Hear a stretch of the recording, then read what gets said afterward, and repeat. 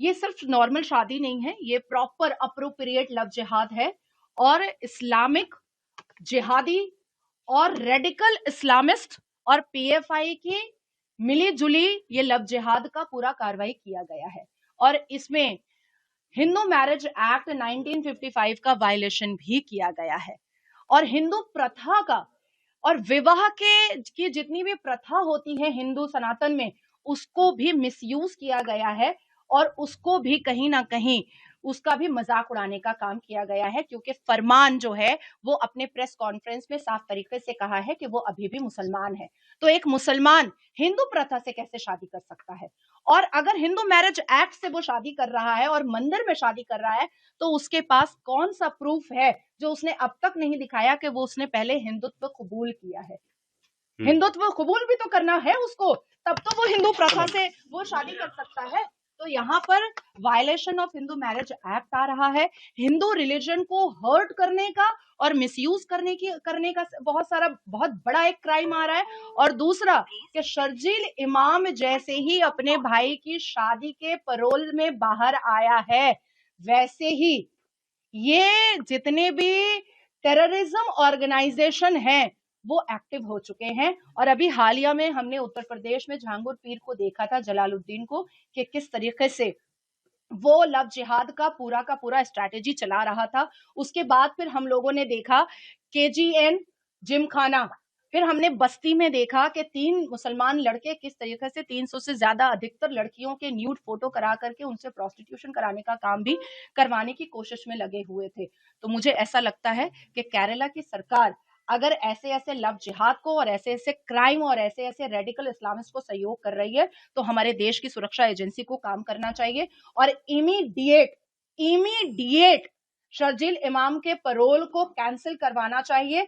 और शर्जील इमाम ने जब और जहां जहां पर बैठ करके स्पीचेस दिया है एनआरसी सीए के खिलाफ, उस वीडियोस में फरमान के प्रेजेंस को ढूंढने और ढूंढ करके निकालने की जरूरत है, क्योंकि मुझे और सनोज भैया दोनों को यह संदेह है कि पीएफआई का इसमें बहुत बड़ा हाथ है और पीएफआई की फंडिंग भी है, जैसे झांगुर पीर के मामले में हमने मुस्लिम कंट्रीज की फंडिंग देखी थी। मोनालिसा को सीरिया भेजने की बात कही जा रही है। हाँ, ऐसा सूत्रों से पता चला है, क्योंकि केरला में भी कुछ राष्ट्रभक्त लोग हैं जो कनेक्शन में है सनोज भैया के, उन लोगों ने बताया है कि ऐसी कोई कार्रवाई चल रही है और इमीडिएट बहुत ही मतलब चुटकियों में पासपोर्ट बनवा लेना।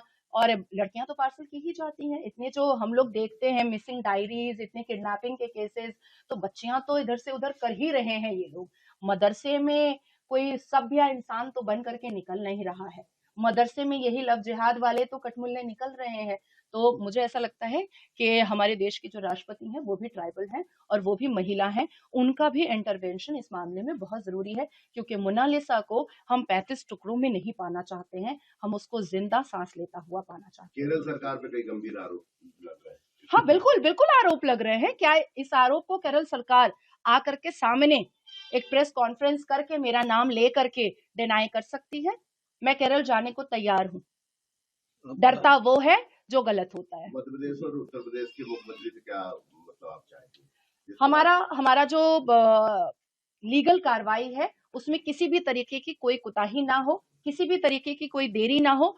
हम जैसे ही लीगल कार्रवाई के लिए वहां तक पहुंचे, वैसे ही हमारी लीगल कार्रवाई जो है वो स्टार्ट हो जाए। लीगल कार्रवाई जो आप कर रहे हैं, ये आप किसी सरकार के इसमें कर रहे हैं या सनोज जी के? मैं सनोज जी के सपोर्ट से कर रही हूँ, परिवार के साथ, बिल्कुल। बेसिकली जो कंप्लेनेंट होंगे वो उसके माता पिता होंगे और सनोज जी होंगे and I am the counsel. Madhya Pradesh सरकार के किसी मुख्यमंत्री या मंत्री से शायद हमारी कल मुलाकात हो रही है उनसे, डायरेक्ट सीएम से बात होगी, क्योंकि मुद्दा बड़ा है, एक बेटी का मामला है, मध्य प्रदेश की ट्राइबल बेटी का मामला है, तो सीएम साहब से हमारी कल मुलाकात हो जाए तो सबसे बेहतर होगा। आपने राष्ट्रपति का जिक्र किया जी, क्या राष्ट्रपति जी से आपकी मुलाकात? बिल्कुल, मैं और सनोज भाई दोनों मिलने जाएंगे और जैसे ही मध्य प्रदेश और उत्तर प्रदेश में, क्योंकि फर्स्ट प्रायोरिटी हमारी कानूनी कार्रवाई है जो लिखित रूप में होना बहुत जरूरी है, तो वो करने के बाद हमारा तीसरा जो स्टेप होगा वो राष्ट्रपति से मिलना होगा।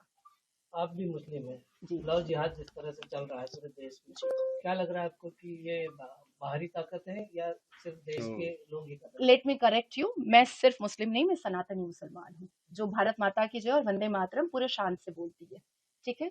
दूसरी बात आती है कि डेफिनेटली अल कुरान के सूरह तौबा में आप जाइएगा 9:5 में, वहां पर भी बहुत सारी बातें डिसबिलीवर के लिए लिखी हुई हैं। और दावत इस्लाम ये हमारे कुरान में भी है और इस्लाम में भी है। तो ये जो कन्वर्शन हो रहा है, चाहे क्रिश्चियंस कर रहे हैं चाहे मुसलमान कर रहे हैं, वो अपने अपने आसमानी किताब, कुरानिक किताब और इबादत वाली किताबों के हवाले से ही कर रहे हैं। एक्चुअली केरला के सरकार ने दोनों को ऐसा छुपाया है कि अब बाहर निकालना तो बहुत जरूरी है। मोनालिसा की माँ की जो हालत है, हो सकता है कि रात तक वो एडमिट हो जाए, बचेगी कि नहीं बचेगी, बहुत बुरा हाल है। तो केरला की सरकार से मैं आग्रह करती हूँ कि माँ और बेटी को बात करवाया जाए। अगर वाकई में शादी हुई है, और देखिए हम प्यार के खिलाफ नहीं है, अगर वाकई में शादी हुई है तो माँ बाप से दूरी क्यों, माँ बाप से इतना डिस्टेंस क्यों बनाने की जरूरत है? क्या माँ बाप का क्या अधिकार नहीं है बच्चे पर? दूसरी बात आती है कि पूरा का पूरा शक जो है वो शर्जील इमाम पर जा रहा है। वो परोल में बाहर आया है और ये घटना सामने आई है।